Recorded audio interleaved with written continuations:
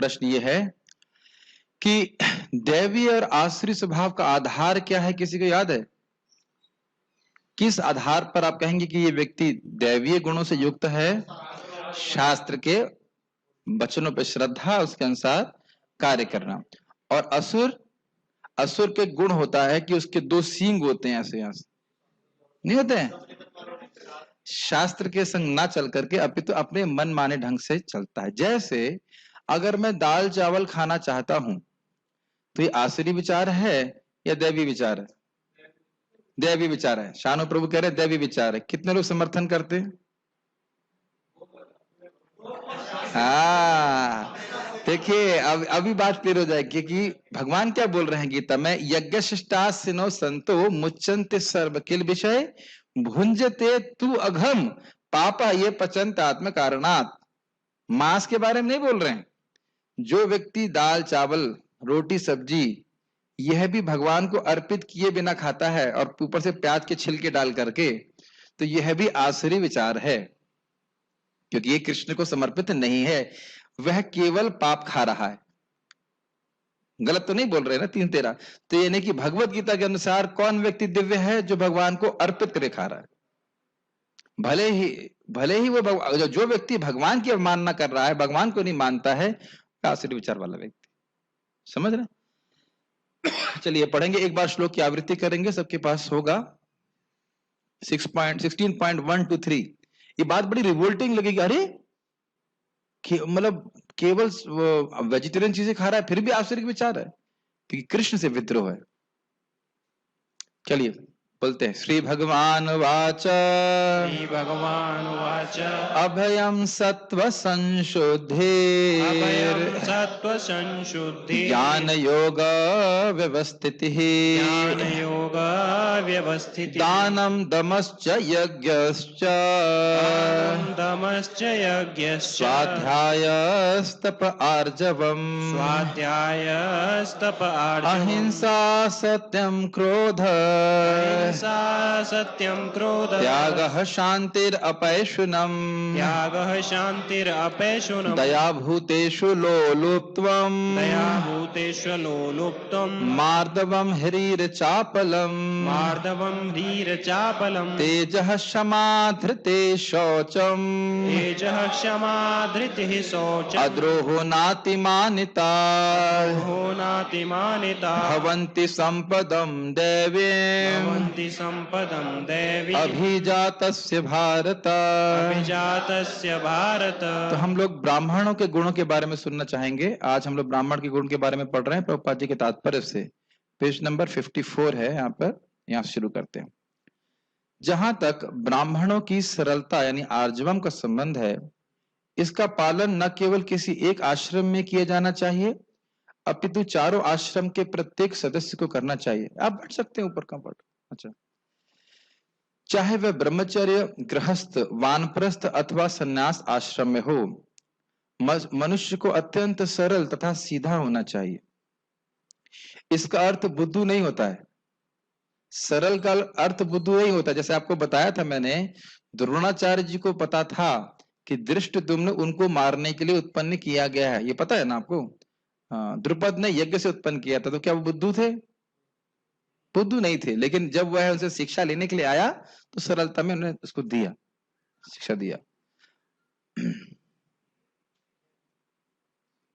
सरलता एक बहुत अच्छा गुण है। श्रील भक्ति सिद्धांत सरस्वती कहते थे, सरलता यही वैष्णवता, छल छिद्र नहीं होना चाहिए, हमारा प्राइवेट जीवन नहीं होना चाहिए। बहुत कठिन है, हमें लगता है कोई देख नहीं रहा है, लेकिन व्यक्ति को विश्वास होना चाहिए कि भगवान हृदय में है और वो सब देख रहे हैं कि मैं क्या कर रहा हूं। हम सभी के अंदर ये प्रवृत्ति होती है कि जब तक अन्य लोग को मालूम नहीं चल रहा है तब तक इट्स ओके। और कभी कभी हम यह भी सोचते हैं कि हम लोगों से झूठ बोल करके उनको मूर्ख बना देंगे, लेकिन इस प्रकार से हम केवल अपने चरित्र को दोषपूर्ण करते हैं। ये दिव्य गुण नहीं है। आप समझ पा रहे हैं सरलता का अर्थ? झूठ मूठ नहीं बोल, झूठ कपट नहीं करना चाहिए। Make sense? एक बार एटलीस्ट मेरे से सब लोग बहुत सतर्क रहेगा, हमारे आश्रम के डिवोटीज, कि अगर मैंने बोला कि आप जप करो और आपने कहा आप जप कर रहे हैं और मालूम है देखने नहीं भी आया, तो भगवान की ऐसी व्यवस्था है कि पता नहीं किसी न किसी तरह से मुझे मालूम चल जाता है कि व्यक्ति धोखा कर रहा है। मैं कोई हीरो नहीं हूं, लेकिन भगवान मुझे पता करवा देते हैं। एक बार एक ब्रह्मचारी था, अभी यहाँ पे नहीं है, कहा प्रभु मुझे पेट में दर्द हो रहा है, पेट में बहुत दर्द हो रहा है। ठीक है जाओ आराम करो रूम पे। जब का समय था, जब का समय पेट अधिक दर्द करता है। और महाराज जी परम पूज्य जनार्दन महाराज जपवाक के लिए गए थे, बोले वो तुम्हारा ब्रह्मचारी केशी घाट पे क्या कर रहा था उस समय? सुबह के समय क्या कर रहा था? तो आप देख रहे हैं कि धोखेबाजी, अल्टीमेटली हम अपने से धोखा करेंगे, मेरा क्या नुकसान किया, लेकिन धोखा नहीं करना चाहिए। भक्ति के जीवन में भाई 16 माला कर रहे हो, कौन जान रहा है? आप ही जान रहे हैं, भगवान जानते। 4 नियम का पालन कर रहे कौन जानता है? हम जानते हैं, भगवान जानते हैं। तो इस सरलता रहेगी, ईमानदारी रहेगी, तो हम लोग भक्ति में प्रगति कर सकते हैं। हम सभी अंदर कपट होता है तो उसको त्यागने का प्रयास करना चाहिए। अहिंसा का अर्थ है किसी जीव के प्रगतिशील जीवन को न रोकना। किसी को यह नहीं सोचना चाहिए कि चूंकि शरीर के वध किए जाने के बाद आत्मा स्फुलिंग नहीं मरता है, इसलिए इंद्रिय तृप्ति के लिए पशु वध करने में कोई हानि नहीं है। प्रचुर अन्न, फल तथा दुग्ध की पूर्ति होते हुए भी आजकल लोगों में पशुओं को मांस खाने की लत पड़ी हुई है, लेकिन पशुओं के वध की कोई आवश्यकता नहीं है। यह आदेश हरेक के लिए है। जब कोई विकल्प न रहे तभी पशुवध किया जाए, लेकिन इसकी यज्ञ में बलि की जाए। जो भी हो, जब मानवता के लिए प्रचुर भोजन हो, तो जो लोग आध्यात्मिक साक्षात्कार में प्रगति करने के इच्छुक हैं, उन्हें पशु हिंसा नहीं करनी चाहिए। वास्तविक अहिंसा का अर्थ है किसी की प्रगतिशील जीवन को रोका ना जाए। पशु भी अपने विकास काल में एक पशु योनि से दूसरी पशु योनि में देहांतरण करके प्रगति करते हैं। यदि किसी पशु का वध कर दिया जाता है तो उसकी प्रगति रुक जाती है। यदि कोई पशु किसी शरीर में बहुत दिनों से या वर्षों से रह रहा हो और उसे असमय ही मार दिया जाए, तो उसे पुनः इसी जीवन में वापस आकर शेष दिन पूरे करने के बाद ही दूसरी योनि में जाना पड़ता है। अतएव अपने स्वाद की तुष्टि के लिए किसी की प्रगति को नहीं रोकना चाहिए, यही अहिंसा है। ये तो बात स्पष्ट है पशु वध के संबंध में। ये बात आप थोड़ा समझ पा रहे हैं? मान लीजिए कोई बकरा काट रहा है, तो बकरा जो है वो कितने समय जीता है मुझे पता नहीं, 10 साल जीता होगा,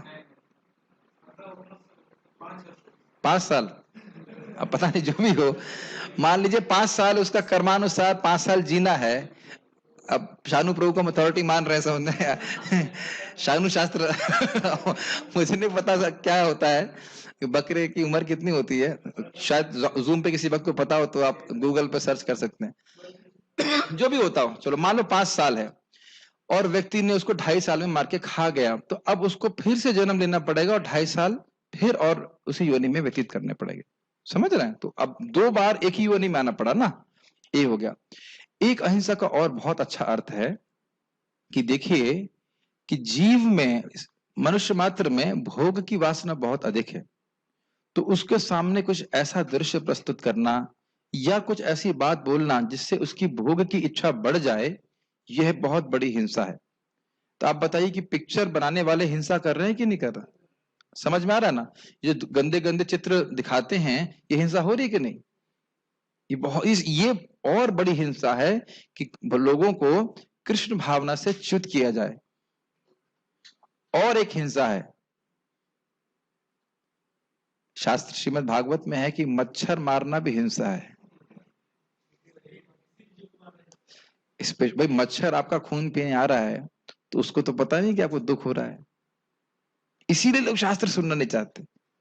तो कहेंगे प्रभु जी खून पीने थे उसको अपना, नहीं आप मच्छरदानी लगा लीजिए। मच्छरदानी लगाने में कोई दिक्कत तो नहीं है ना। ऑब्वियसली इस जगत में आप हिंसा को पूरी तरह से एलिमिनेट नहीं कर सकते हैं। साफ सुथरा रहेंगे तो खटमल भी नहीं होगा। हाँ, चींटी तो मरती ही है, मतलब बोल रहा हूं ना, हिंसा को पूरी तरह अवॉइड नहीं कर सकते, लेकिन हाँ ये है कि हम चींटियों को अपने दाल में छौका मारने के लिए नहीं मार रहे। कहने का अर्थ है प्रभुपाद जहां बोल रहे हैं कि अपने जीभ के स्वाद के लिए व्यक्ति मांस खा रहा है, ये बहुत बड़ी हिंसा है। और ऐसा व्यक्ति को कृष्ण कथा में रुचि नहीं होती है, भगवान की भक्ति में रुचि नहीं हो पाती। तो ये बात है। दूसरा आपने क्या हिंसा का अर्थ सीखा था? अभी दूसरा अर्थ मैंने क्या बताया था कि कोई व्यक्ति कृष्ण भावना में नहीं आ पा रहा, उसको ऐसे भोग प्रस्तुत करना कि उसकी उसकी मति भगवान से हट जाए। और तीसरी हिंसा का अर्थ है भक्ति का ज्ञान होते हुए भी उसका प्रचार नहीं करना। ये बहुत इंपॉर्टेंट बात है। और कभी कभी हम प्रचार ना कर सकें, सामर्थ्य ना हो, लेकिन इच्छा जरूर होनी चाहिए कि भगवान की भक्ति का प्रचार हो। समझ रहे हैं? वस्तुतः ये बड़ी इलॉजिकल बात है। जब हम अच्छे से भक्ति करते हैं तो स्वाभाविक है कि हमको अनुभव प्राप्त होंगे, तो हम दूसरों से शेयर क्यों नहीं करना चाहेंगे? अगर आप स्वयं अच्छे से भजन कर रहे हैं तो आपको बहुत साक्षात्कार प्राप्त होंगे, अपने जीवन में फायदे प्राप्त होंगे, है कि नहीं?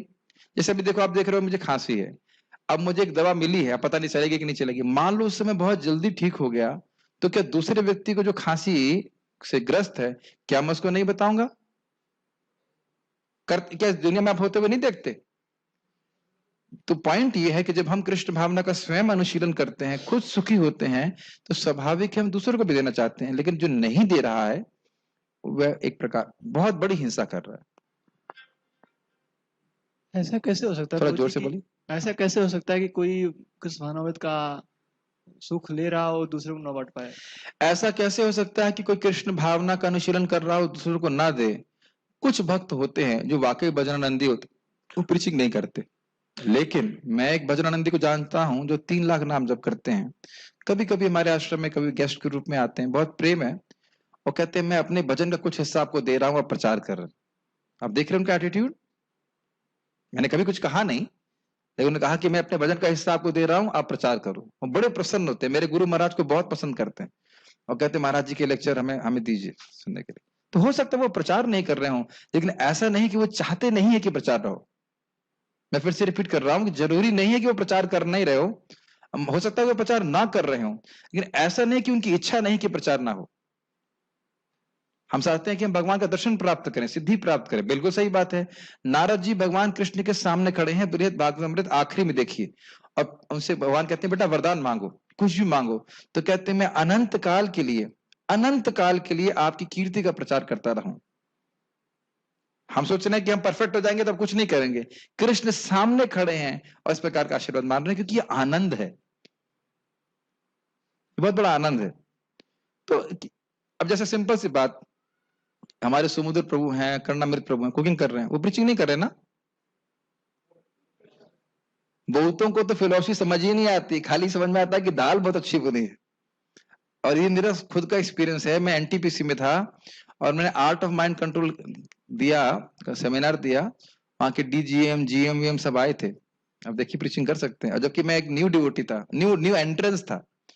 और बोले, मैंने पूछा कोई प्रश्न? ना प्रश्न कुछ नहीं। हलवा आपने बहुत अच्छा बनाया। वो इतना समझ में आया कि हलवा बहुत अच्छा बनाया, न कुछ समझ में आया कि हम आत्मा है, न कुछ समझ में आया कि हम शरीर हैं, मन है, कुछ भी समझ में नहीं है। हलवा आपने बहुत अच्छा बनाया हलवा। और मामा जी क्या कार्यक्रम किया, वो आप लोग क्या खिचड़ी बड़ी अच्छी बनाए थे। उससे अधिक आदमी समझ ही नहीं पा, इतने डल हो गए हैं लोग। तो खूब प्रसाद खाते हैं तब जाकर के उनको धीरे, हाँ हम कौन है, हाँ हम आत्मा, इतना बोलना शुरू करते। तो बहुत लोगों के लिए तो केवल प्रसाद ही बहुत बड़ी प्रचार है। और प्रभुपाद इसको कितना मतलब इसको यूज किए हैं, कहते इसमें सीक्रेट वेपन। तो किसी न किसी रूप से लोगों को देने की भावना होनी चाहिए। आप जानते हैं श्रीला भक्ति सिंह ठाकुर जी को श्रीला गौर कृष्ण बाबा जी ने एक्सप्लिसिटली लिख करके बोला कि आप प्रचार कीजिए। वो स्वयं प्रचार नहीं कर रहे थे, लेकिन उनकी इच्छा थी कि प्रचार हो। समझ में आ रहा है? तो ये है कि किसी भी तरह से व्यक्ति लोगों को जोड़े। जैसे परम पूज्य देवामृत महाराज को पता है कौन लेके आया कृष्ण भावना में? देवी शक्ति माता जी, कितने अच्छे प्रचारक है। तो इस प्रकार से भावना होनी चाहिए। जैसे आप देखिए परम पूज्य जयप्रता के महाराज के बारे में तो प्रसिद्ध ही है, क्या नाम था उनका, जयानंद प्रभु। रथ यात्रा का वो बना रहे थे रथ, और उन्होंने बुलाया, क्या बोला कि क्या बोला उनको, आप जरा ये क्या नाम से, मैं कील पकड़ा हूं, जरा आप हथौड़ा मारिए। नहीं आप कील पकड़िए, मैं नहीं, आप कील पकड़ो मैं हथौड़ा मारूंगा। तो कितना सुंदर तरीका है। उन्होंने कहा ठीक है। कुछ नहीं, इस रास्ते में एक अमेरिकन व्यक्ति है, वो जा रहा है, उसको से बुला लिया, कील पकड़ी और ढम से मार दिया। ओह तुम कील तो बहुत अच्छी पकड़ते हो। हर व्यक्ति को अपना गुणगान अच्छा लगता है।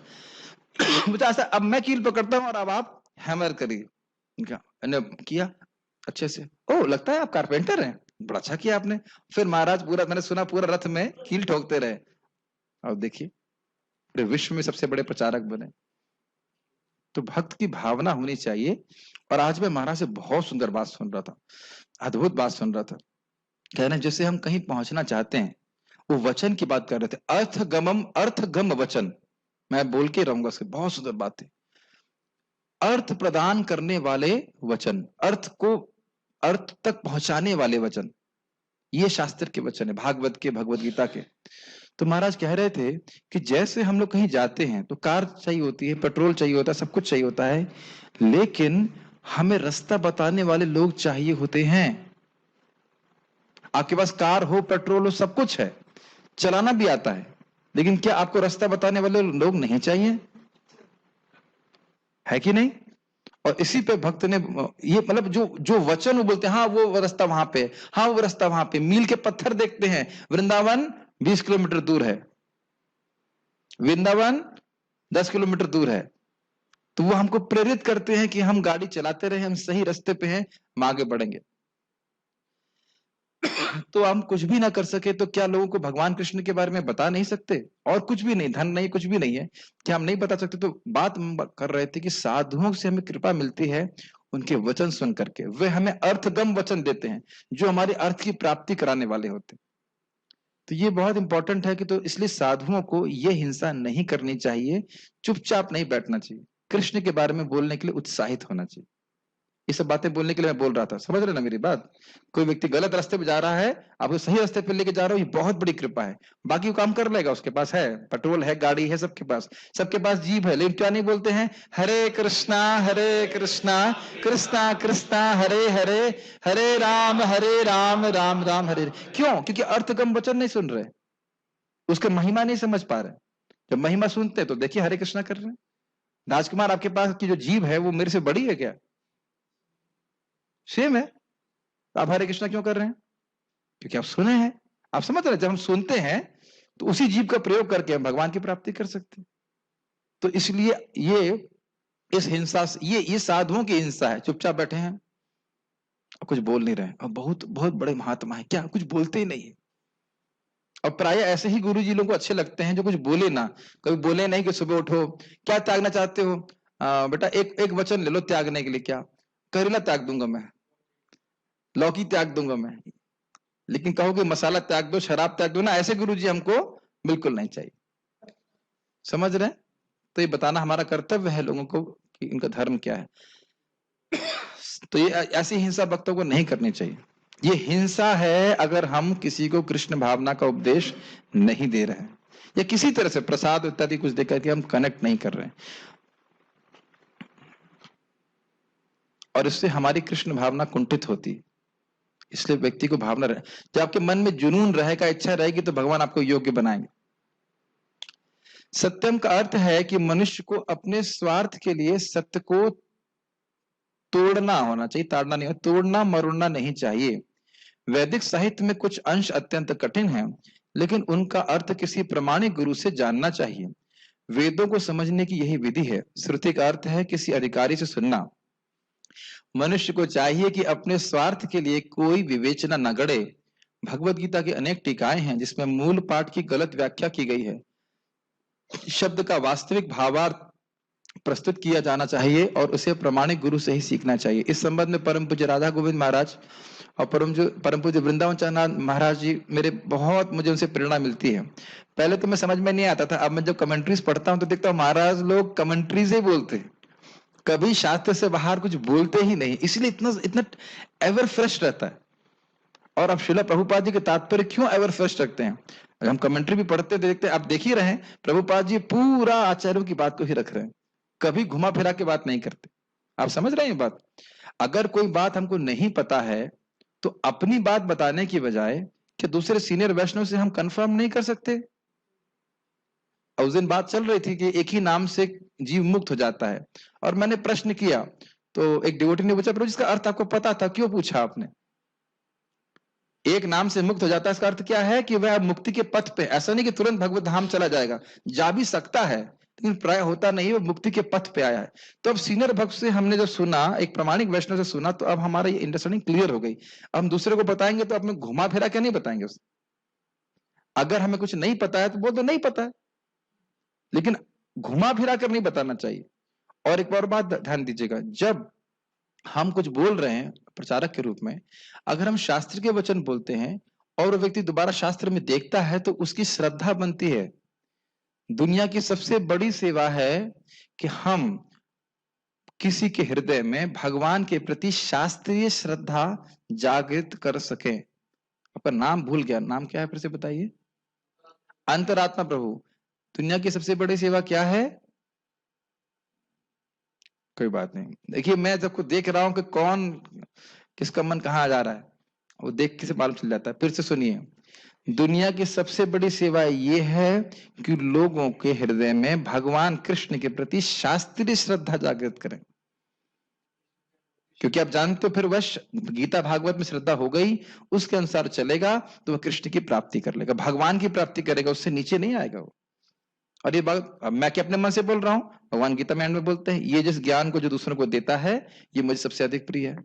अब जैसे मैंने ये बात बोली, ये भगवत गीता में से प्रमाण मिल जाता है, तो आपको लगेगा हाँ प्रभु जी झूठ नहीं बोल रहे, अपने मन से नहीं बोल रहे, और ये अपने गुरु महाराज से सुन रहा हूं। Does it make sense? अब जैसे मैंने अपने गुरु महाराज से एक बात सुनी थी, और तब मैंने सोचा कि महाराज के रियलाइजेशंस कितने डीप हैं। महाराज ने कहा कि श्रीमती राधा रानी के प्रेम से कृष्ण अभिभूत रहते हैं, और जब उनकी कृपा से किसी एक जीव पे को थोड़ा सा भी कृष्ण प्रेम मिल जाता है तो वह कृष्ण उसके प्रेम से भी अभिभूत रहते हैं। बात बहुत अद्भुत है। अब जब मैं राधाष्टमी के प्रवचन की तैयारी कर रहा था तो चैतन्य चरितामृत में इसी बात को मैं पढ़ रहा था कि हिलादनी शक्ति के जरा सा एक कृपा एक जीव पे बढ़ जाए तो उसे प्रेम मिल जाता है, और कृष्ण उस प्रेम के अभिभूत हो जाते हैं। तो मेरी खुद की श्रद्धा गुरु महाराज पे और बढ़ जाती है। महाराज शास्त्र से ही बोल रहे हैं और उनकी वो रियलाइजेशन है। आप मेरी बात समझ रहे हैं? मेरी बात तो इसलिए अपने मन से बोला तो लोगों की श्रद्धा टूट जाएगी, अरे ये तो अपने मन से बोल देते। ठीक है, जैसे आपको बताया था मैंने, किसी व्यक्ति ने पूछा था फलाने फिलोसफर के संबंध में क्या मत है, हमने कहा फूल नंबर 1, सबसे बड़ा मूर्ख है वो। लेकिन क्यों मैंने अपना मत दिया? नहीं, अवजानंती माम मूढ़ा, कृष्ण कृष्ण का मत है। तो इस प्रकार से व्यक्ति को सत्य बोल जाए। अक्रोध का अर्थ क्या है? अक्रोध का अर्थ है क्रोध को रोकना। यदि कोई शुद्ध बनावे तो सहिष्णु बने रहना चाहिए। क्योंकि एक बार क्रोध करने पर सारा शरीर दूषित हो जाता है। क्रोध रजोगुण तथा काम से उत्पन्न होता है, अतएव जो योगी है उसे क्रोध पर नियंत्रण रखना चाहिए। एक बात भूरिजन प्रभु बहुत अच्छा बोल रहे थे, बड़ा मुश्किल है, इसको अप्लाई तो नहीं कर पाता, लेकिन कह रहे थे कि अगर आपको किसी को डांटना हो तो तब मत डांटी जब आप गुस्सा हो। कितना मुश्किल है ना? कोई अप्लाई कर सकता है जीवन में? प्रयास कीजिएगा, बहुत कठिन है। फिर आपको सुख कहां मिलेगा? किसी को डांटने में तो तभी अच्छा लगता है ना जब आपको क्रोध आए, और क्रोध ही नहीं है, जब क्रोध चला जाए और तब डांटे तो फिर डांटने का क्या मतलब होगा? और इसको हम कैसे रोकते हैं? जब क्रोध आए तो चुप रहना चाहिए। वाणी एक हवा की तरह है और क्रोध अग्नि की तरह है। आपने देखा है ना, जब अग्नि प्रज्वलित होती है और वाणी से हम बोलते जाते हैं तो और क्रोध बढ़ता है। इसीलिए जब जब दो लोग झगड़ा करते हैं तो क्या बोलते हैं? अरे शांत हो जाओ, शांत हो जाओ, शांत हो जाओ। देखा है कि नहीं? इसीलिए बोला गया है रूप गोस्वामी पाद के द्वारा, वाचो वेगम मनसः क्रोध वेगम। वाणी एक स्विच की तरह है, उसको आप इस समय रोक लीजिए तो क्रोध और मन का वेग रुकेगा। Very important point. और आप जानते ही हैं क्या श्लोक है भगवत गीता का? तायतो विषयान पुंसः संगस्तेषु उपजायते संगात संजायते कामः कामात क्रोधो विजायते। तो रजगुण से व्यक्ति के काम उत्पन्न होता है। जब काम पूर्ण नहीं होता है, इंद्रिय तृप्ति की इच्छा पूर्ण नहीं होती है, तो हमारे हृदय में क्रोध आ जाता है। तो इससे बचना चाहिए, क्योंकि तमोगुण का लक्षण है, और तमोगुण सबसे खराब गुण होता है, हमारे पूरे चित्त को अपवित्र करता है। पढ़ते हैं आगे।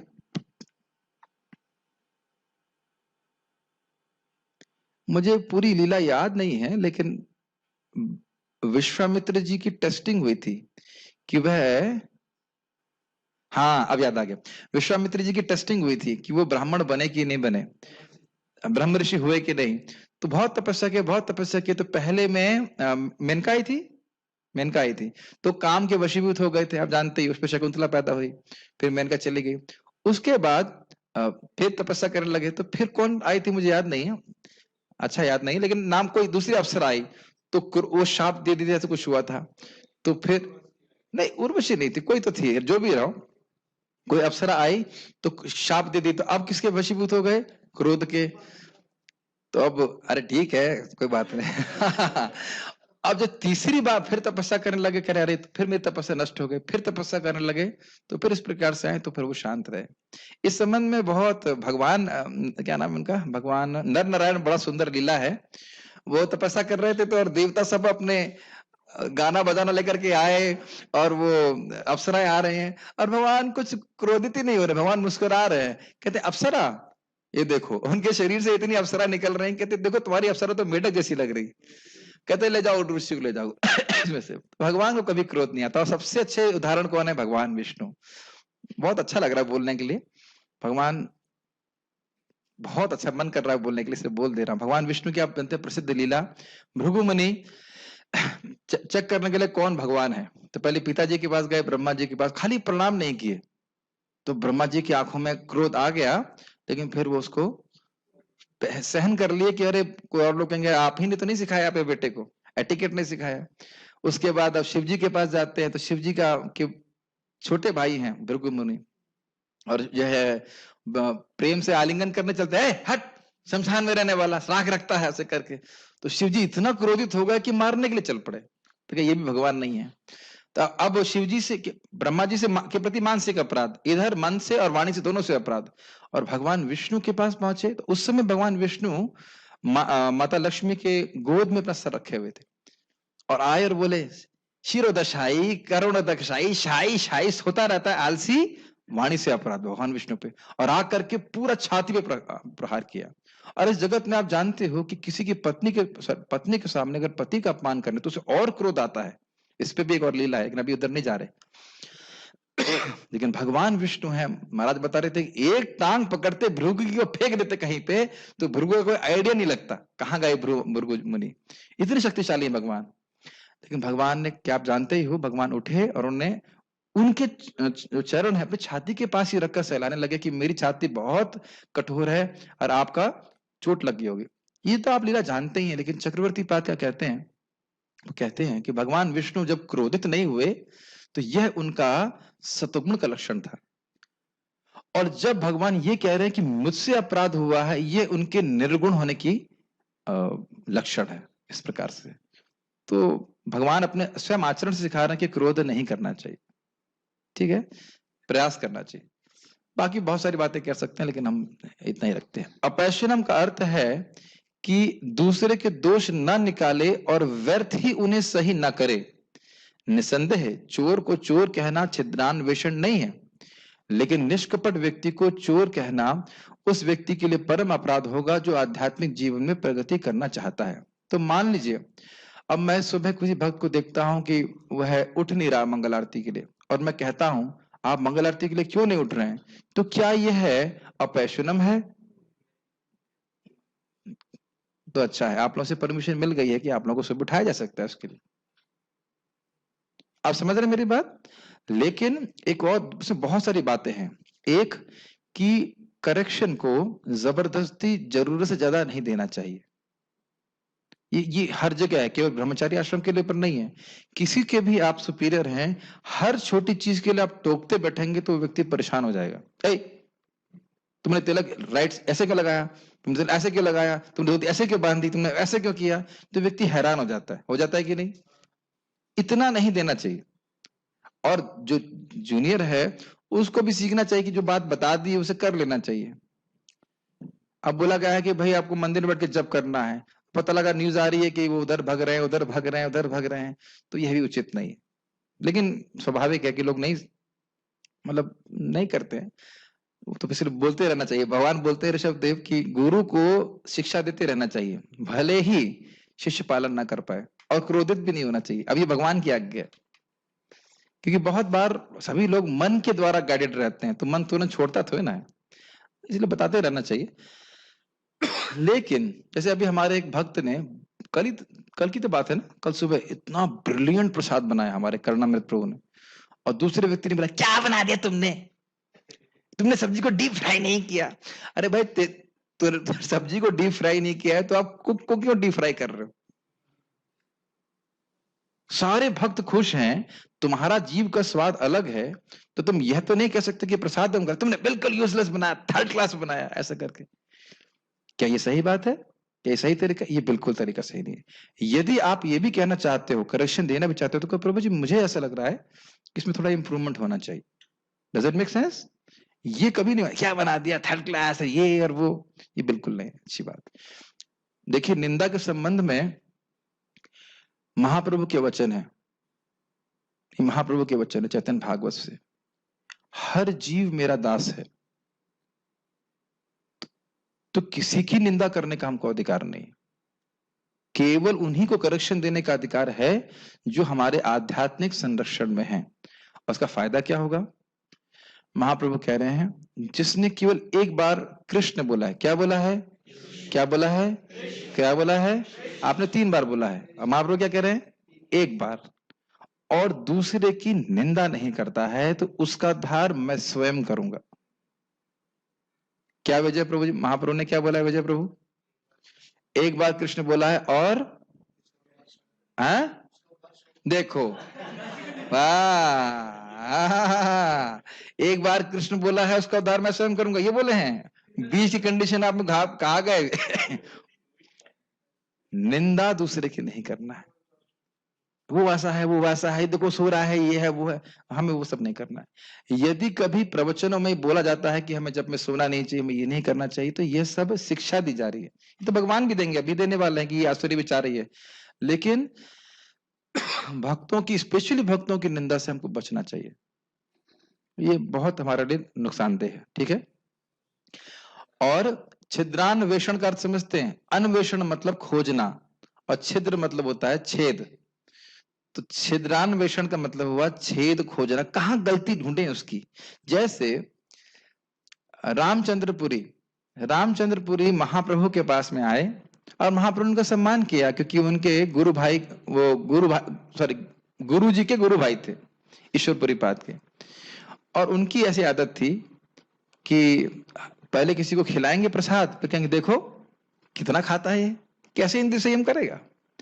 तब बहुत वो ध्यान पूर्वक महाप्रभु के आचरण को देख रहे थे, महाप्रभु का आचरण तो परफेक्ट है। तो एक दिन महाप्रभु के रूम से कुछ चींटियां जा रही थी, ऐसे जा रही थी, तो कहते हैं हाँ अब पकड़ में आया, ये सन्यासी जरूर मीठा खाता होगा, तभी तो चींटियां आ रही हैं, कि इंद्रिय संयम कैसे करेगा। ये देखते हैं छिद्रान्वेषण, जबरदस्ती की निंदा करना, जबरदस्ती की निंदा करना।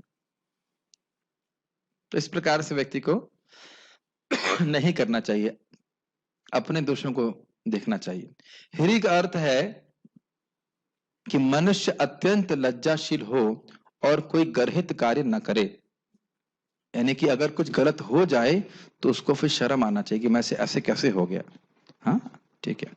अचापलम या संकल्प का अर्थ है कि मनुष्य किसी प्रयास से विचलित या उदास न हो, किसी प्रयास में भले ही सफलता क्यों न मिले, किंतु मनुष्य को उसके लिए खिन्न नहीं होना चाहिए, उसे धैर्य तथा संकल्प के साथ प्रगति करनी चाहिए। परम पूज्य वृंदावन चंद महाराज बहुत सुंदर शिक्षा दिए।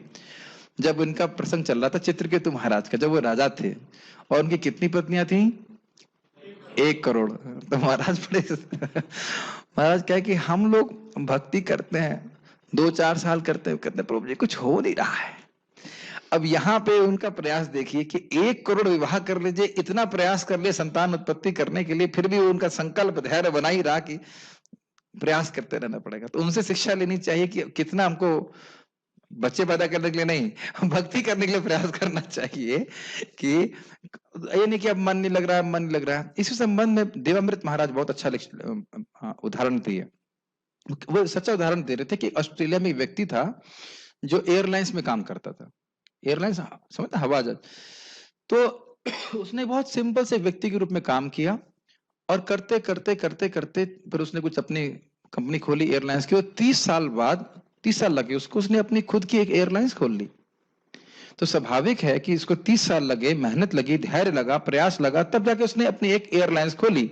तो कह रहे हैं हमारे यहाँ भक्त 2-4 साल जॉब करते करते प्रभु जी इतने दिन से जॉब कर रहे हैं, जैसे लगता है 24 घंटे कर रहे हैं, है ना। बोलते हैं ना ये प्रभु जी 5 साल हो गया जॉब करते हुए, कुछ नहीं हो रहा। ऐसा कुछ नहीं है, हर हरि नाम के संग कुछ ना कुछ हो रहा है। बुर्जन प्रभु बताते हैं, प्रभुपाद जी के शिष्य, कि मान लीजिए कि आपके पास शीशा है जिसके ऊपर 30 किलोमीटर मोटी मट्टी की लेयर है, समझ रहे हैं उदाहरण। तो आप अगर उसको 2-4-100 मीटर हटा भी दोगे तो क्या लगेगा, मट्टी ही मट्टी दिखाई पड़ेगी। लेकिन इसका अर्थ ये नहीं कि 100 मीटर मट्टी हटी नहीं है। हरे कृष्णा कृष्णा कृष्णा हरे हरे, हरे राम राम राम हरे हरे के संग हम भगवान के पास जा रहे हैं, गंदगी साफ हो रही है। एक उदाहरण और भक्त ने बहुत अच्छा दिया था, माता जी लोग समझ सकते हैं। खाना आप लोगों ने प्रेशर कुकर में बनाया ना, तो प्रेशर कुकर जब आप बिठा देते हैं तो लगता कुछ हो ही नहीं रहा, कुछ आवाज ही नहीं आ रही है। और डिवोटी कुक हमारे नयनंद प्रभु कुकर जानते हैं ना, कुकर में आप चावल बिठा देते हैं तो आवाज आती है तुरंत, तो कुछ हो ही नहीं रहा है। हाँ, 15-20 मिनट बाद अंदर गैस बन रही है और 15-20 मिनट बाद थोड़ी सीटी बजना चालू हो जाएगी। एक और उदाहरण, बैम्बू का जानते हैं, बैम्बू समझते हैं, बैम्बू का पेड़, बैम्बू बांस के पेड़ में आप पानी डालेंगे कुछ नहीं होगा 5 साल तक, जो मैंने सुना है। और 5 साल के बाद हर दिन वो 1 फीट बढ़ता है, 1 फीट। तो ऐसा लग रहा है कि कुछ नहीं हो रहा, कुछ नहीं हो रहा है, लेकिन आप देखेंगे कि भगवान के प्रति आसक्ति, भक्ति बढ़ती जाती है। हर संपर्क से भगवान के हम आगे बढ़ रहे हैं। तो बड़े धैर्य और संकल्प के संग भक्ति को भक्ति करना चाहिए। प्रभुपाद इस संबंध में कहते हैं अरारोट नहीं, क्या होता, अखरोट का एग्जाम्पल। अखरोट के पेड़ उगने में समय लगता है, इसका अर्थ ही नहीं कि अखरोट का मूल्य नहीं है, कोई मूल्यवान वस्तु प्राप्त करने में समय लगता है। तो बड़े धैर्य और उत्साह के संग व्यक्ति को भक्ति करना चाहिए। तो ये सब क्या है, अचापलता। ये नहीं कि आज 2 दिन भक्ति किया और उसके बाद चले जाए। और एक और इसका बहुत खतरनाक इम्प्लीकेशन है। एक डिवोटी थे हमारे, बड़े अच्छे 16 माला जब करते थे, भक्ति करते थे, फिर उन्हें रसिक संप्रदाय में दीक्षा ले ली। लोग सोचते हैं कि कोई इनको चीप में कृष्ण प्रेम दे देगा, ऐसे जेब से निकाल के दे देगा। ऐसे नहीं होता है, शुद्धि करनी पड़ती है, अपने को गोस्वामी बनना पड़ेगा, तब जाके कृष्ण प्रेम प्राप्त होता है। बिना इंद्रिय संयम किए कृष्ण प्रेम नहीं प्राप्त हो सकता है। यस, अनर्थ निवृत्ति हुआ कैसे बिना बताई कृष्ण प्रेम मिल जाएगा। तो ये बहुत बड़ा खतरा है कि हम धैर्य संकल्प छोड़ करके सोचते कहीं जेब से निकाल कर हमें कोई कृष्ण प्रेम दे देगा। It doesn't work like that. तो इसलिए बड़े धैर्य के संग भक्ति करनी चाहिए। आगे पढ़ते हैं। आप लोग धैर्य और संकल्प रखे रहिएगा, आज हम पूरा करके रुकेंगे, 4 पेज बाकी। यहाँ पर प्रयुक्त तेजस शब्द क्षत्रियों के निमित्त है, इजी है। क्षत्रियों को अत्यंत बलशाली होना चाहिए जिससे वे निर्बलों की रक्षा कर सकें। उन्हें अहिंसक होने का दिखावा नहीं करना चाहिए। यदि हिंसा की आवश्यकता पड़े तो हिंसा दिखानी चाहिए, लेकिन जो व्यक्ति अपने शत्रु का दमन कर सकता है उसे चाहिए कि कुछ विशेष परिस्थितियों में क्षमा कर दे। वह छोटे अपराधों के लिए क्षमादान कर सकता है। 2 उदाहरण, परीक्षित महाराज ने सीधे कलयुग को पनिशमेंट दिया, देने वाले थे, जब वह मूर्तिमान धर्म बैल और माता गाय को वो कष्ट पहुंचा रहा था, तो उन्हें तलवार उठा ली मारने के लिए। लेकिन जब वह शरणागत हो गया, यानी शक्ति थी कि ऐसे कलयुग को पनिशमेंट दे सकते थे, लेकिन जब वो शरणागत हो गया तो क्षमा कर दिया। जानते हैं इस बात को। और भगवान कृष्ण की लीला में आपको याद है ना, हमने सुनाया था आपको कि रुक्मी बड़ा परेशान किया कृष्ण पे, बाण मारा, लेकिन कृष्ण मारने भी वाले थे, लेकिन बलराम जी आए, कहते अरे छोड़िए, अब साले को तो छोड़ देना चाहिए। तो वहां पे फिर उसको मार दिया। लेकिन यही बलराम जी के संग जब वो बलराम किसकी शादी हो रही थी, अनिरुद्ध जी की शादी हो रही थी, रुक्मी की बेटी कहां से आ जाएगी, अपने इसे कहते हैं मेंटल स्पेकुलेशन। बेटी की बेटी यानी कि नातिन से शादी हो रही थी, नातिन पोती या नातिन, ऐसे दोनों में शादी हो रही थी। तो उसमें वह द्यूत क्रीड़ा कर रहे थे, और बलराम जी से, द्यूत मतलब द्यूत क्या कहते हैं हिंदी में, क्या कहेंगे, जुआ कह लीजिए या चौसर, जो भी। तो चौसर खेल रहे थे, तो और वो बलराम जी जीत रहे थे, लेकिन वो झूठ बोलता था। और उसके साथ में जो उनके चेले थे, ए देखो हार गया ग्वाला कहीं का, ऐसे करके बलराम जी इतना तमा रहे थे कस के। फिर जब लास्ट वो हुआ 1 लाख का, तो नहीं कितना नंबर है, बहुत बड़ा उन्होंने बाजी लगाई और बलराम जी जीत गए। तब कहा नहीं नहीं नहीं हार गए। तो देवता बोले ये सत्य ही है कि बलराम जी जीते। बलराम जी उठाए मुसल मारे, उसको खत्म करे।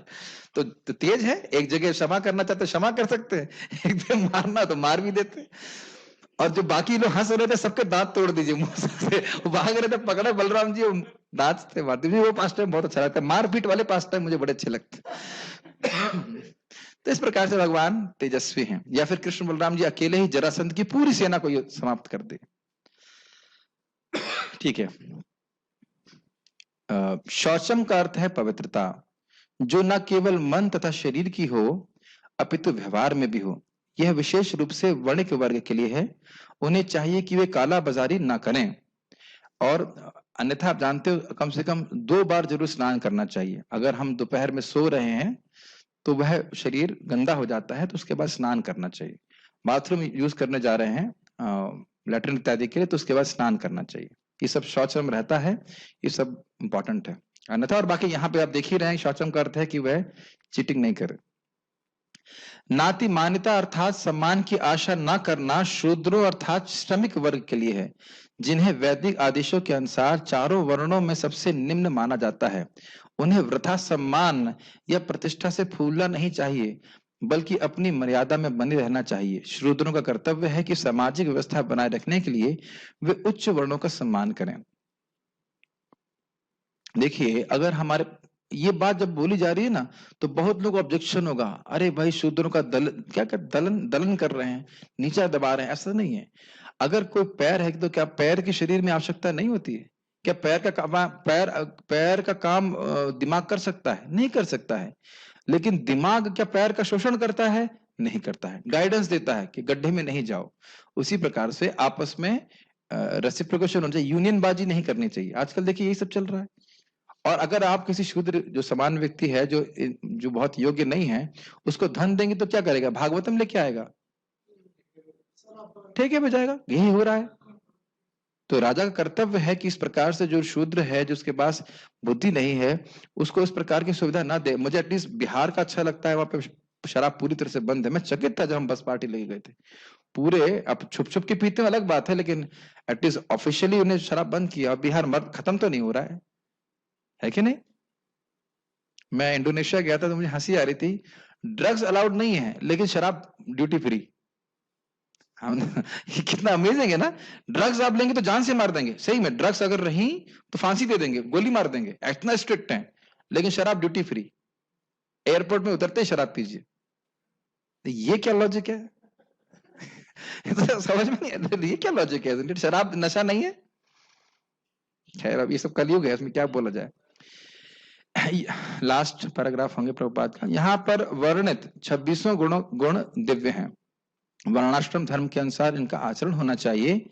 सारांश यह है कि भले ही भौतिक परिस्थितियां शोचनीय होना चाहिए, शोचनीय हो, यदि सभी वर्णों के लोग इन गुणों का अभ्यास करें तो वह क्रमशः आध्यात्मिक अनुभूति के सर्वोच्च पद पर उठ सकते हैं। इसका रेफरेंस क्या है? देखिए, कृष्ण भक्ति यह नहीं कहती कि तुम ये नहीं कर सकते, कि तुम वह नहीं कर सकते। तो इस चीज को, इस कंक्लूजन को समझिए। हमने इसमें 4 वर्णों और 4 आश्रमों के दिव्य गुणों को सुना है। ये बात समझ में आ रही है? 4 वर्ण और 4 आश्रमों के दिव्य गुणों को सुना है। तो यानी मान लीजिए कोई व्यक्ति शूद्र है, शूद्र के गुणों से युक्त है, उसको नहीं समझ में, शास्त्र नहीं पढ़ पा रहा है और कुछ नहीं कर पा रहा है, लेकिन अगर सम्मान की भावना है और भगवान की भक्ति कर रहा है तो इंपॉर्टेंट है, तो वह उसके द्वारा ही वह मुक्ति प्राप्त करेगा। मेरी बात समझ रहे हैं? हर व्यक्ति ब्राह्मण के कार्य कर सके ऐसा संभव नहीं है। मैं पहले भी रिपीट कर चुका हूं। तो अपनी योग्यता के अनुसार व्यक्ति कार्य करे और तो वह व्यक्ति भगवान को प्रसन्न करेगा। जैसे मैं कल उस दिन बताना भूल गया था कि महाप्रभु सन्यासी के प्रति कितने कठोर थे, लेकिन उन्हीं के उनके एक पार्षद थे, उनका नाम था शिवानंद सेन।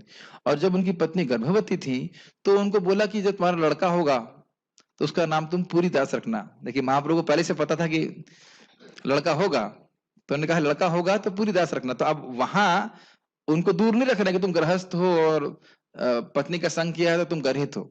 जो सन्यासी के लिए बिल्कुल गलत है वह गृहस्थ के लिए गलत नहीं है, लेकिन उसमें भी नियम है जिसकी व्याख्या हम पहले कर चुके हैं। तो हर व्यक्ति अपने गुणों के अनुसार भगवान उस आश्रम में स्थित रहे और भगवान कृष्ण की भक्ति करे तो वह दिव्य गुणों से युक्त हो जाएगा। अब कल से हम एक श्लोक और लेंगे, उसके बाद हम आज नहीं कल से उसी या परसों से हम लोग भगवान आसुरी वर्णों का गुणों का वर्णन करेंगे। किसी को कोई प्रश्न है तो हम ले सकते हैं। यस प्रभु। यूट्यूब पे क्वेश्चन है, क्या हमारी भक्ति से ठीक से नहीं होती इसलिए हम क्रोधी अपराध करते हैं? देखिए, भक्ति ठीक से होने की बात आगे की है। क्रोध और काम और ये सारी चीजें वे हमारे हृदय को पहले से ही ग्रसित की हुई हैं। आप भक्ति ठीक से भी करेंगे तो भी ऐसा नहीं कि क्रोध नहीं आ सकता। बहुत कान खोल कर सुनिए, निष्ठा इत्यादि में भी प्राय नष्ट हो जाता है। इसका अर्थ यह नहीं है कि क्रोध कभी नहीं आएगा। अब पता नहीं मेरी बात समझ रहे हैं कि नहीं। हम भक्ति कर रहे हैं, इसका अर्थ यह नहीं कि व्यक्ति को कभी काम और क्रोध अभिभूत नहीं करेगा। तो भक्ति करते रहिए, धीरे धीरे करके यह नष्ट हो जाएगा और पूरी तरह से सारे अनर्थों की पूरी तरह से क्लियरिंग होती है भाव के स्तर पे। तो अनर्थों से युक्त होते हुए भी हम भक्ति कर रहे हैं तो हमको आगे बढ़ेगा। कम से कम हिरी का गुण तो आना चाहिए। अरे मुझे क्रोध नहीं करना चाहिए था, ये जिस पे क्रोध कर दिया, अरे क्षमा कर दीजिएगा मैंने यहाँ पर क्रोध कर दिया, इतना तो कर सकता है व्यक्ति। इतना भी नहीं लोग करते हैं। सारी अंग्रेजी सीख लेते हैं लेकिन एक शब्द नहीं सीखते, SORRY, सॉरी। या हिंदी पूरी पढ़ लिया लेकिन एक शब्द नहीं सीखा, क्षमा कर दीजिए। होता है कई बार। मैंने एक बार भागवतम क्लास सुन रहा था इंग्लिश में, कहा आज मैं किसी पे गुस्सा नहीं करूंगा। जैसे रूम टेंपल के बाहर आया, व्यक्ति कुछ गड़बड़ कर रहा था, ये आप क्यों कर रहे हो ऐसा? फिर मैंने कहा अभी तो संकल्प लिया था। तो हमारे संकल्प तो टूट ही जाता है, लेकिन धीरे धीरे करके भक्ति करेंगे तो व्यक्ति का क्रोध की भावना रह जाएगी निकल। देखिए, क्रोध आता क्यों है? क्योंकि हम सोचते हैं कि जीवन में सब कुछ हमारे अनुसार चलना चाहिए, हम कंट्रोलर हैं। लेकिन भक्ति करते करते धीरे धीरे करके भावना निकल जाती है कि हम कंट्रोलर नहीं है, मैं बस एक छोटा सा जीव हूं। हम आप खुद ही को संयमित नहीं कर सकते, दूसरे क्या करेंगे? तो इस प्रकार से फिर क्रोध की भावना निकल जाती है। जैसे एक संत हुए, नाम याद नहीं आ रहा, शायद नामदेव या कौन तो थे, नामदेव थे ना, जो गोदावरी से स्नान करके आ रहे थे और एक मुसलमान ने उनके ऊपर थूक दिया, तो फिर जाके स्नान करे। फिर आ गए तो फिर थूक दिया, फिर जाके स्नान करे। फिर आए, फिर थूक दिया, फिर जाके स्नान करे। चौथी बार आए तब फिर उनके चरणों में गिर गया। कहते हैं आपने क्रोध को जीत लिया है। तो नहीं, मैं आपके प्रति बहुत बड़ा अपराध किया। कहा नहीं, आपकी कृपा से आज मैं गोदावरी जी में 3 बार स्नान करने का मौका मिला।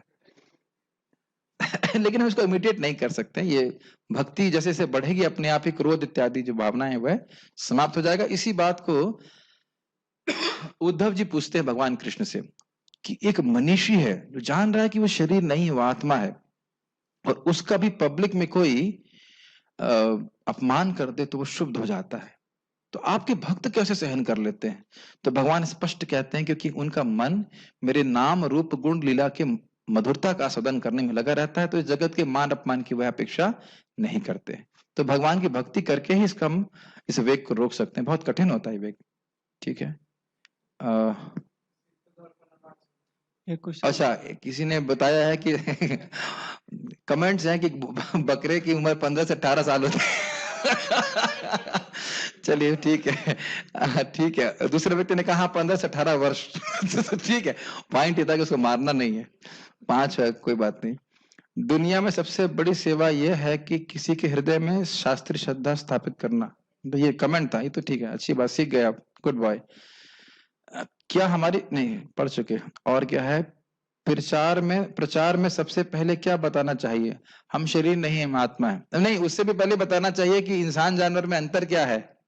उसके बाद बताइए जगत दुख का घर है, फिर बताइए शरीर नहीं, हम आत्मा है। 10 अध्याय भक्ति वृक्ष के पढ़ लीजिए, उससे समझा सकते हैं। एकनाथ जी थे, ठीक है, सॉरी, गुड करेक्शन, एकनाथ जी जो भी हो।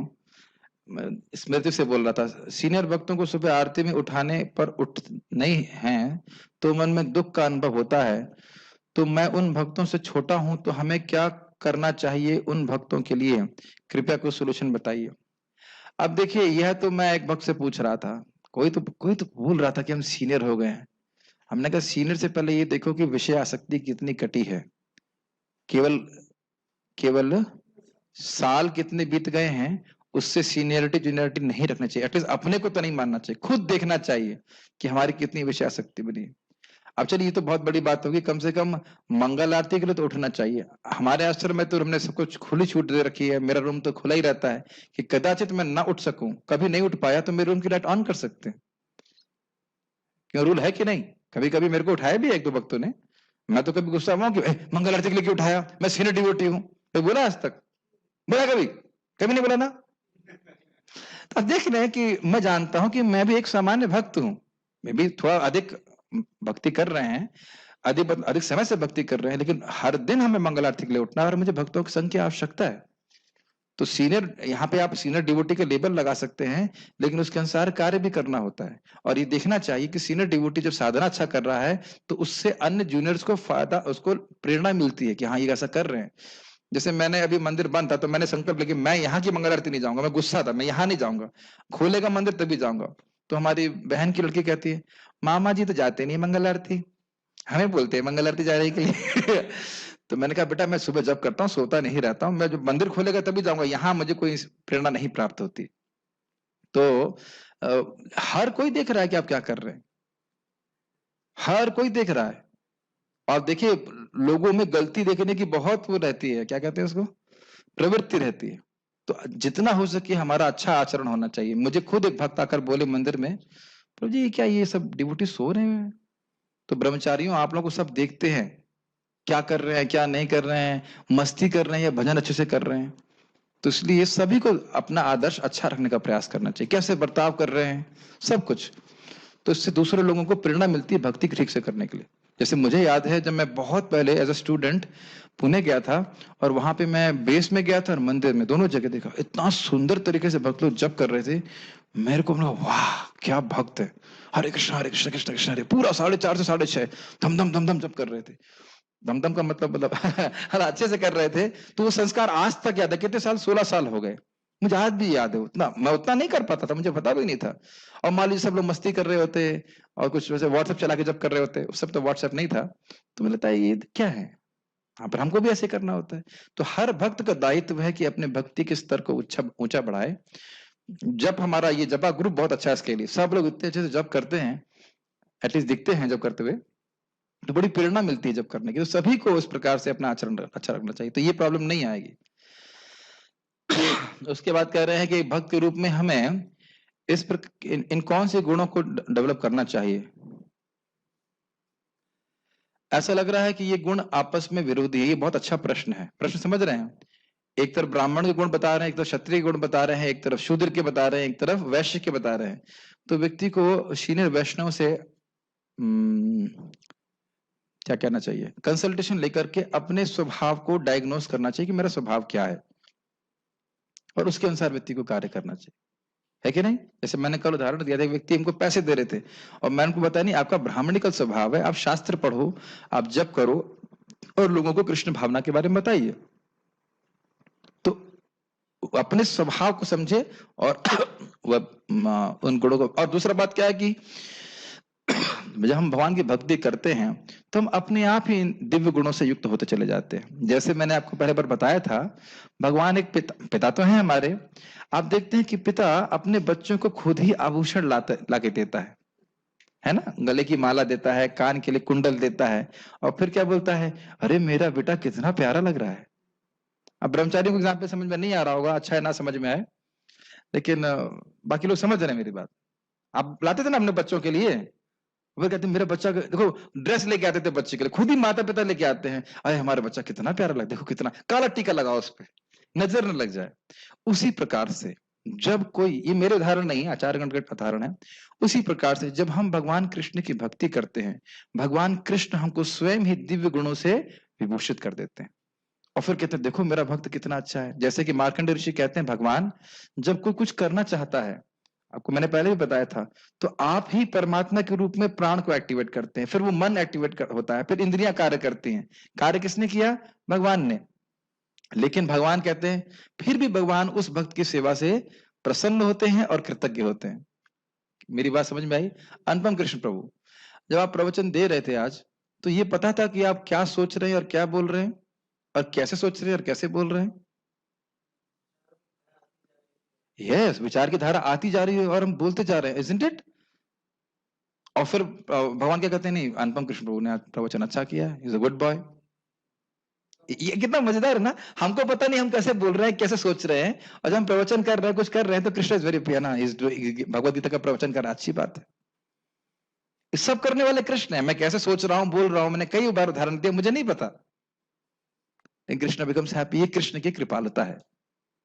समझ रहे हैं मेरी बात? तो भगवान की भक्ति करते हैं तो भगवान स्वयं हमको दिव्य गुणों से विभूषित करते हैं। ठीक है। मानव जीवन में सबसे बड़ा कीर्ति क्या है, यही प्रश्न है क्या? सबसे बड़ी कीर्ति है भगवान के भक्त के रूप में। क्या ये रामानंद राय जी ने उत्तर दिया चैतन्य महाप्रभु को कि अगर किसी की प्रसिद्धि है सर्वश्रेष्ठ तो क्या, भगवान के भक्त के रूप में। जैसे प्रहलाद महाराज की कीर्ति अभी तक है, ध्रुव महाराज की कीर्ति अभी तक है, युधिष्ठिर महाराज की कीर्ति अभी तक है भगवान के भक्त के रूप में। और कोई प्रश्न है? यस प्रभु। प्रश्न है कि शाम को तुलसी जी के आसपास मच्छर आ जाते हैं, तो उनको मारने के लिए लगाना चाहिए वो? तुलसी जी के पास मच्छर, तुलसी जी को मच्छर से क्या होगा? तुलसी जी को मच्छर खून थोड़ा ना पियेंगे, कि कहाँ से आइडिया आ गया? तुलसी जी, ये तो कभी सुना नहीं। तुलसी जी का मच्छर कुछ करते हैं क्या? उससे कुछ नहीं होता। कोई बात नहीं, अच्छा प्रश्न किया, डाउट क्लियर कर लेना चाहिए। तुलसी जी को प्रश्न मच्छर कुछ नहीं करते, और अगर आप उनको रोज स्नान कराते रहेंगे तो कीड़े भी नहीं आएंगे। लेकिन अब क्योंकि तुलसी जी का वो अगर कोई कीड़े लग रहा है तो उस पर हमको कुछ और हनी ऑयल इत्यादि कर देना चाहिए ताकि वो दूर रहे, ऐसे रहता है। वैसे प्रभुपाद जी का ये आज्ञा है कि स्पष्ट है कि अगर आप रोज उनको स्प्रे करेंगे, सुनो सब लोग बहुत ध्यान पूर्वक, अगर आप तुलसी जी पे वो जो आपने ना बाल कटवाते हैं नाई वाला, वैसा स्प्रे ले लीजिए पानी का, और आप उन पे स्प्रे करते हैं तो आपको पता है क्या होगा आपके संग? अब वह दोबारा जंग नहीं होगा, ये दिक्कत होगी। केवल तुलसी जी पे स्प्रे स्प्रे समझते हैं ना, फिस, फिस, फिस, फिस, वो करने से आपको दोबारा जन्म नहीं होगा। इतनी शक्तिशाली है तुलसी देवी। और सामने बैठ के भजन करेंगे तो क्या, थोड़ा मैं कमेंट कर दूंगा, टॉन्ट मेरी आदत है, टॉन्ट बात जो मैं करता हूं। अब हम भी देख के दुख लगता है मंदिर में कि तुलसी जी सामने और कूलर को दिखा के जप हो रहा है। जो करता है वो समझ ले इसको। अब तो मैं इसलिए मैं तो देखता नहीं, लेकिन बहुत दुख लगता है, तुलसी जी सामने है और कूलर की और पीठ कर दी तुलसी की तरफ और कूलर की तरफ देख के जप कर रहे हैं। तो ये सब दुर्गुण क्यों आ रहा है? श्रवण का अभ्यास नहीं।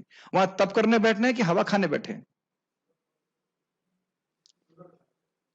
एक एग्जाम्पल दे रहा हूं कि जब व्यक्ति को नहीं पता होता तो फायदा नहीं उठा पाता। तुलसी जी सामने है, आपको अनंत गुना लाभ मिलेगा, लेकिन पीठ घुमा ली। तो व्यक्ति को ध्यान देना चाहिए, सब नहीं करना चाहिए, लेकिन तुलसी जी को मच्छर नहीं काटते, तो इसलिए कोई दिक्कत नहीं। और कोई प्रश्न है? यस प्रभु, माइक दीजिए इनको। समुद्र प्रभु को माइक दीजिए। क्लास में ही मैं कुछ बोल सकता हूँ, बाकी आप लोग जैसे करना चाहें करें। यस प्रभु जी, क्षेत्र के गुण है, क्षेत्र नहीं क्षेत्रीय का, क्षत्रिय के गुण, हाँ, निर्बल को रक्षा करे, निर्बल की रक्षा करे। हाँ, हम देखते हैं कि शास्त्रों में कि जो कभी कभी राजा लोग जाते हैं जंगल में, हाँ, और वहां पे पशु लोग को ओके। मारते हैं, क्योंकि वो प्रश्न पशु ये लोग है तो कि कभी कभी क्षत्रिय लोग राजा, प्रश्न ये था कि निर्बल की रक्षा करनी चाहिए। निर्बल की रक्षा करें, बहुत अच्छी बात है। अब निर्बल की रक्षा कर रहा है तो उसको तलवार चलाना आना चाहिए ना, अस्त्र चलाना आना चाहिए, कि ऐसे कर लेकर रक्षा करना। तो इसलिए क्षत्रियों के लिए अलाउड था कि वो जंगल में जाकर कुछ ऐसे हिंसक पशु हैं, जैसे कि मान लीजिए आपके शेर इत्यादि हैं, तो उनका वो वध करे। और ऐसा नहीं कि बस खाली वो क्या गन से करते थे, हाथ से भी करते थे, उनकी एक प्रैक्टिस थी। और ऐसा भी नहीं कि शेर का पूरा मार देते थे, और कभी कभी हिरण आदि का भी करते थे, लेकिन गाय को कभी नहीं मारते थे। समझ रहे हैं मेरी बात? और उसका भी पाप लगता है, उसका भी पाप लगता है। और आप जानते ही हैं, प्रसिद्ध घटना है, पांडु महाराज की कहानी पता है ना आपको? पांडु महाराज की कहानी नहीं पता? पांडु महाराज ऐसे ही आखेट कर रहे थे और एक ऋषि हिरण के रूप में, हिरणी मतलब उनकी पत्नी भी हिरण के रूप में थी, उसका संग कर रहे थे और उनको मार दिया था। उनका नाम शायद कंडू ऋषि कुछ तो नाम था, कंडिम ऐसे कुछ नाम था, मुझे याद नहीं आ रहा। और उस कारण से बाद उनको शाप मिल गया कि यदि तुमने अपनी पत्नी का संग किया तो तुम मर जाओगे। तो देख सकते हैं, दशरथ महाराज के बारे में हम जानते ही हैं। तो इस प्रकार की हिंसा में भी कुछ मतलब दोष लगता था, लेकिन फिर भी इनको आवश्यक था ऐसा करना। ठीक है, उत्तर आप जानते हैं, साधु हैं इसलिए प्रश्न कर रहे हैं। और कोई प्रश्न है? Okay, so shall stop here. कल से हम लोग आसुरी गुणों का आस्वादन करेंगे। ठीक है, श्रीमद् भगवद गीता की जय, श्रील प्रभुपाद की जय।